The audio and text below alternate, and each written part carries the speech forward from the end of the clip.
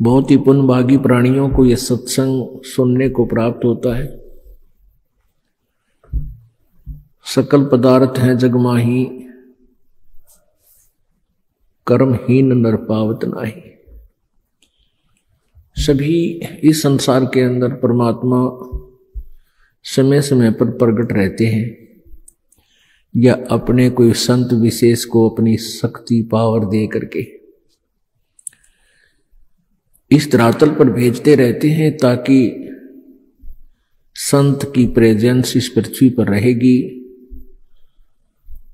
तो जनता कुछ हाहाकार से बचेगी। संत न होते पृथ्वी पर तो जल मरता संसार। पुण्यात्मा मात पिता मिल जाएंगे 184 माँ, और सतगुरु सेवा और ये भक्ति भाई फिर मिलन की ना। जिस भी प्राणी के शरीर में आप जिस भी पशु पक्षी के शरीर में जन्म प्राप्त करोगे, जो भक्तिहीन प्राणी है वो, तो वहां माता पिता भी होंगे, उनमें ममता भी ज्यों की त्यों होगी। जैसे कुत्ते बने तो कुतिया माता पिता हमें मिल जाएंगे, गधे बने तो वहां माता पिता होंगे, और ऐसी ही ममता होगी, ऐसा ही प्रेम एक दूसरे में होगा। तो पुण्यात्मा परमात्मा यही बताना चाहते हैं कबीर देव जी कि तुम संसारिक क्रियाओं को इतना महत्व देते हो कि सत्संग में भी नहीं पहुंच पाते हो। तो परमात्मा यही बताते हैं कि ये माता पिता, ये परिवार प्रत्येक प्राणी के शरीर में आपको उपलब्ध हो जाएगा, लेकिन सत्संग नहीं मिलेगा, सतगुरु नहीं मिलेंगे उन अन्य प्राणियों के शरीरों में। तो मानव शरीर के अंदर जो प्राणी भक्ति नहीं करता है वो अपने जीवन को व्यर्थ कर रहा है। परमेश्वर की वाणी में है कि मानुष जन्म पाए कहे जो नहीं रटे हरि नाम, जैसे कुआ जल बिना बनवाया क्या काम। अपने आत्मा परमात्मा हमें बार बार आकर के यही समझाना चाहते हैं कि तुम मनुष्य जीवन प्राप्त करके इसमें प्राप्त सुविधाओं को प्राप्त करके आप भूल जाते हो परमात्मा को, क्योंकि ये जो भी पुण्य, आपके पुण्य से ही आपको मानव शरीर प्राप्त है, और आप ही की मलाई है पिछले जन्म की, पुण्य संस्कार हैं, उनको आप बर्बाद कर रहे हो। बहुत ही पुण्यकर्मी प्राणी को परमात्मा मानव शरीर देता है, उससे भी पुण्यकर्मी प्राणी मानव शरीर पाकर भी जो अत्यधिक पुण्यकर्मी प्राणी है उसको सत्संग मिलता है।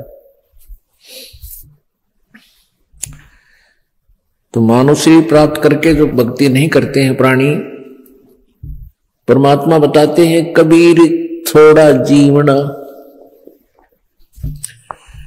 कबीर थोड़ा जीवना ये मंडे बहुत मंडाने, सभी उबा पंथ सिर ये राव रंग सुल्तान। कबीर एक दिन ऐसा होएगा सबसे पड़े बिछो, राजा राणा राव रंग भाई सावधान क्यों ना हो। उजड़ खेड़े ठेकरी ये गड़गड़ गए कुमारे, रावण जैसे चले गए वो लंका के सरदार। अब परमात्मा हमें याद दिलाते हैं कि तुम इस छोटे मोटे कोई व्यवसाय में को या कोई कोठी कार फैक्ट्री को प्राप्त करके परमात्मा से दूर हो जाते हो। उसके लिए बताते हैं कि कबीर जीना थोड़ा, बहुत ही कम समय है ये, और आपके जो इरादे हैं वो बहुत लंबे चौड़े, आपकी कल्पनाएं बहुत लंबी चौड़ी, ये कर दूंगा वो कर दूंगा, और एक पल का भरोसा नहीं कब यहां से शरीर छूट जाए, जीव चला जाए।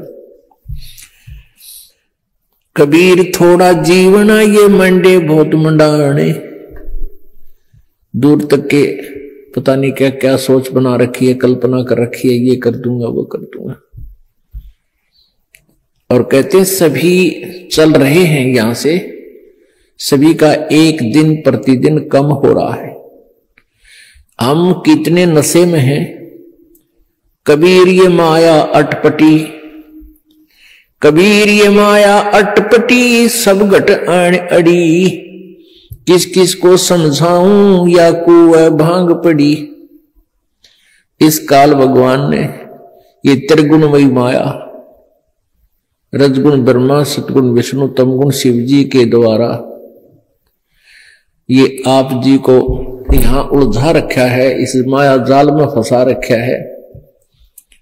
ब्रह्मा जी के रजोगुण माया के आधार से आप जी संतानों उत्पत्ति करते हो, यहाँ के ठाठ बाट की चाह करते हो, और विष्णु जी के सतोगुण की माया के प्रभाव से आप जी यहां एक दूसरे में ममता मोह के माध्यम से जुड़े हुए हो, जकड़े हुए हो।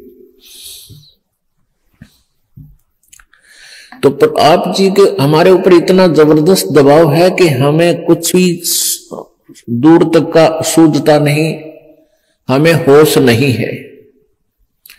इस त्रिगुणमयी माया की भांग का नशा हमारे ऊपर इतना प्रभावित है कि हमें अपनी मौत दिखाई नहीं देती। परमात्मा याद दिलाते हैं, जैसे कोली रेजा बुने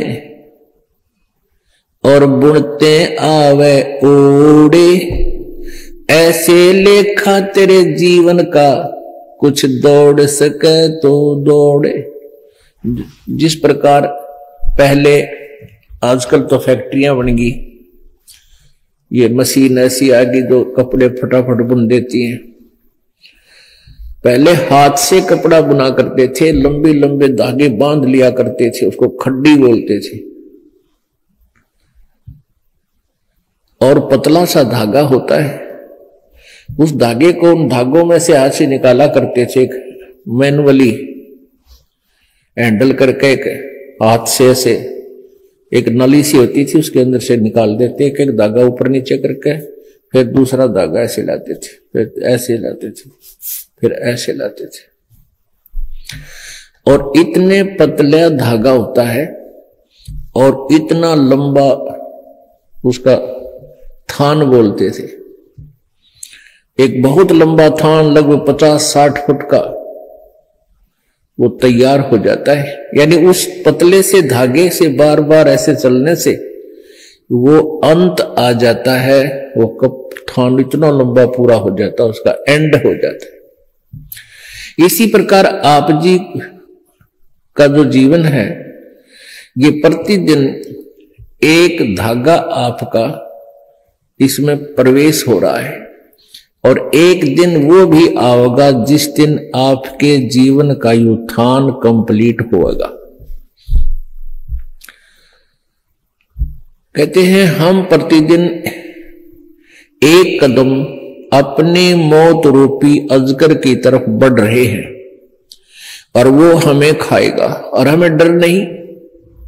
तो ऐसी हालत नशे वाले प्राणी की होती है, वो चाहे शेर के जा चिपके और वो सांप भी पकड़ ले, क्योंकि उसमें नशा, उसको पता ही नहीं तू कर क्या रहा।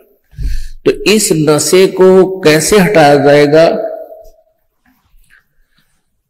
ये सत्संग रूपी एंटीबायोटिक कैप्सूल खा के, फिर इनसे आपका जो त्रिगुणमय माया के द्वारा प्रभाव आपके ऊपर हुआ है वो खत्म हो जाएगा, वो नाम मात्र सा रह जाएगा, और धीरे धीरे आप अपने भविष्य की चिंता करने लगोगे। मौत बिसारी बावले